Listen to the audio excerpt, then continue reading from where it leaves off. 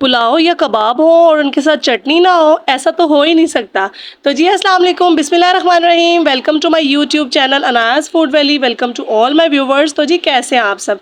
तो आज मैं आपके साथ बहुत ही इजी और बहुत ही क्विक रेसिपी जो है एक चटनी की शेयर करूंगी।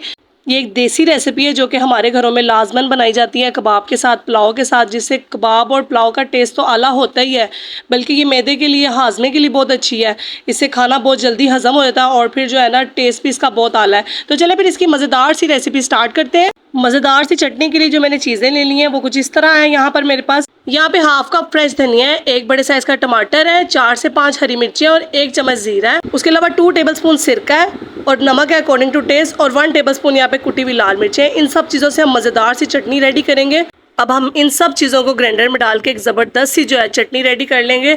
मैंने यहाँ पे सिरका यूज़ किया, आप सिरके की जगह इमली का पानी भी ले सकते हैं, इमली का पल्प ले सकते हैं।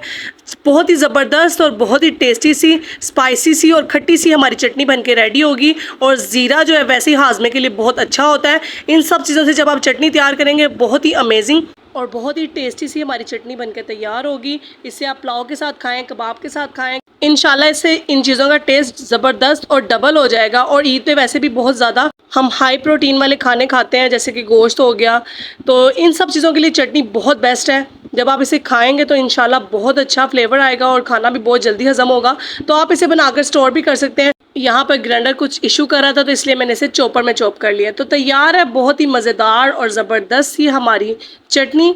आप देख सकते हैं कितनी अमेजिंग और कितनी कलरफुल है। आप इसे ज़रूर ट्राई कीजिएगा, इंशाल्लाह बहुत अच्छी बनेगी और बहुत ही क्विक वे में बनके तैयार होगी। ना इसमें कुछ पकाना पड़ेगा, बस जल्दी से इसको चॉपर में डालें, या आप चाहें तो इसको सील के ऊपर भी जिस तरह हाथ से पीस लेते हैं आप उस तरीके से कर लें।